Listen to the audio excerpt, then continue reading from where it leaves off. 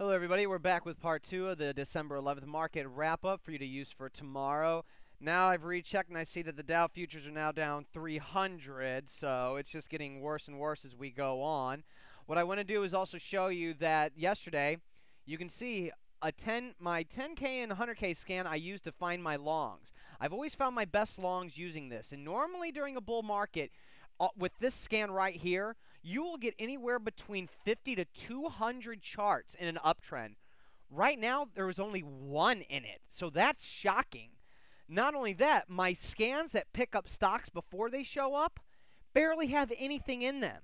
So this is pretty shocking, the low amount of longs that are showing up. And what's even worse is that the few longs that do show up that look good crater immediately. Another one that I left out of part one recently was DMND, Diamond Foods.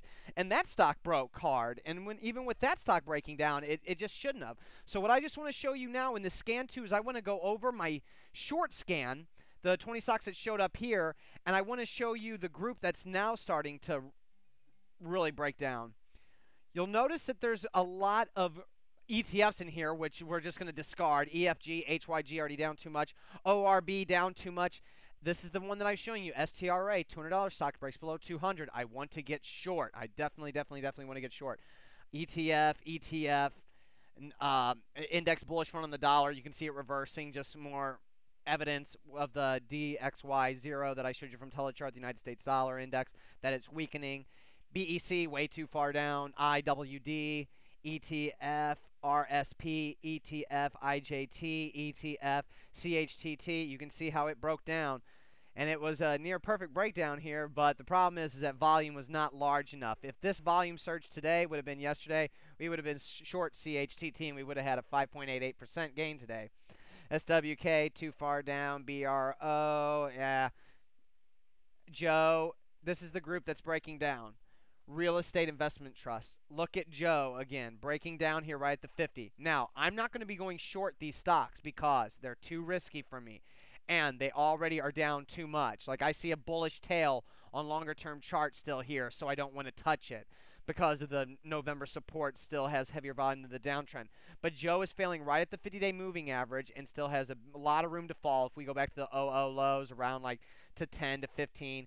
EE is a utility too far down, but look, here's ELS failing on very large volume, breaking down right at the 50-day moving average. We go out to the monthly and we can see that this thing can probably go down to 15. Like I said, the REITs don't have enough reward with a 13% risk for me to go short these, but it's key to know that REITs, which was thought of, oh, is bottoming, definitely. The stock market's bottoming. Look at the REITs. Everybody's telling me, look at the REITs. They're all bottoming. Look at what they look like before today. Well, look at what they look like after today. So I doubt that they're bottoming now. Look at BRE falling right at the 50-day moving average. Still is a long way. Not a long way, but it still could fall at least 50%. EQR, same thing. Look at the 50-day moving average on strong volume. Bad. It looks like there's a lot more to go. ISYS, I was showing you earlier, one of those leaders that break down. Look at that one with a XYS breakdown. Look at that with DMND breakdown. And look at that one with our jet breakdown. And you can just see things are not good at all. Now, I want to end this with a little bit soapbox. This year, in my top account, I am only up 25% to 27%, right around there. It's like right now it's like 25.8%. So, but after tomorrow it's going to be higher. But I'm 95% cash, 4% short, 1% long, so it's not going to be higher by that much, but it will be higher.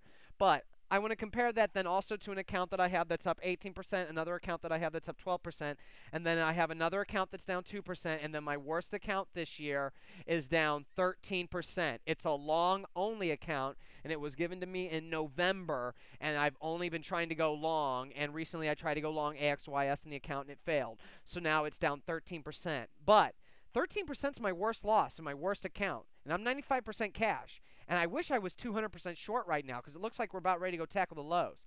Now, I want to let everybody know out there, 13% loss, I'm pretty pissed. And even a 25% gain, I'm pretty pissed still. I'm not happy with those returns and lack of returns. Because to make a living, I'm used to 100% and higher returns. And as you can see by looking at my top holdings, my best percent gain winners, they've included the likes of Taser, up 2,390%, and Cena and Sohu, each up over 1,500% and 2,000% respectively. So I'm used to having longs that go up a lot. And even in 2007, AFSI was up 80% and Teso was up 80%.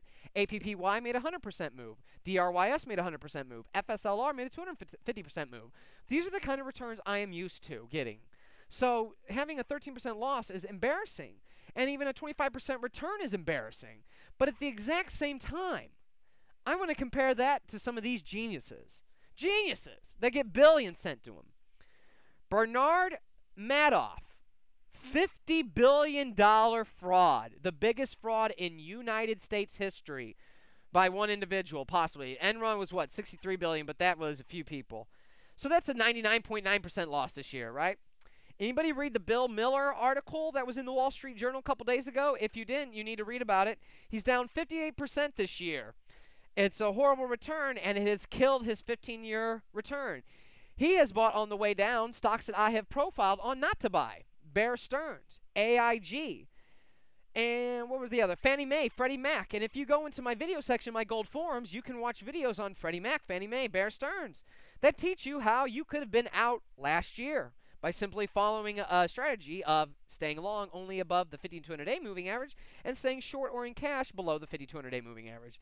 That would have kept you out all these stocks. But instead, he bought them all the way down until they hit zero, and then they became worthless. So consider that. Also consider the Calamos Growth Fund that for the last 4 years has been on the very top of the Investors Business Daily return since the 1994 market, with, I do believe, if I remember correctly, having over 1,000% gains from the pre-bear market and post-bear market.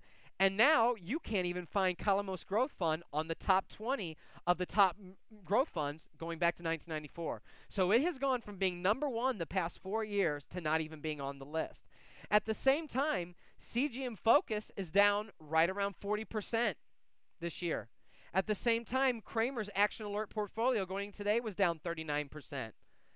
So Calamos is down 50%, Cramer's down 39%, Miller's down 58%, Bernard Madoff is down 99.9%, and then Bill Fleckenstein, who warned of a bubble back in 1998, who missed JDSU, Qualcomm, LMLP, MRVC, CMRC, and so many other internet stocks that went up between 500 and 2,000 to 3,000 to 5,000 to even 10,000% in 1998, 1999 by telling everybody the bear market's coming. So instead of going long all these huge winners and reaping those huge gains and then going selling those stocks as they made tops like Can Slim would have taught you how to do, and then going short in 2000 like his fund was supposed to do, he would have made a ton of money. In 1999, little old me returned over 500%. In the year 2000, little old me returned over 500% by simply being long stocks in 1999 and being long stocks in early 2000 as they moved higher above the 5200, and then getting the topping signals like so many other climax tops throughout history. How did I know that back in November 2007 to get short Apple? Go back and read my Real Money columns in January whenever I told everybody RIM, Apple, Baidu, Google were topping. I told everybody the four horsemen are topping. You can go read the article if you're a realmoney.com subscriber back in January. Just look up Joshua Hayes articles. That's all you got to do. And you will see that that's what happened.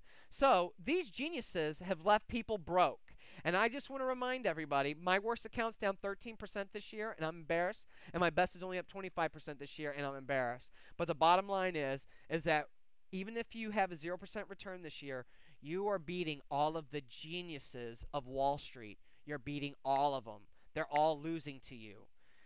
Bill Miller had $16 billion. Now he has $4 billion or less. Cramer's portfolio, I forgot what it started out at, but now it's down 39%. So if you had $100,000, you now only have $60,000. Bernard Madoff had $50 billion. Now it says he only has 200 or 300 million. Me?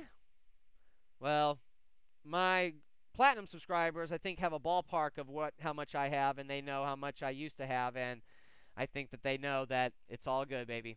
I'm going to go ahead and wrap it up there. This is Joshua Hayes of BigWaveTrading.com with part 2. Hope you learned a little bit tonight. Stay away from those stock market geniuses on CNBC.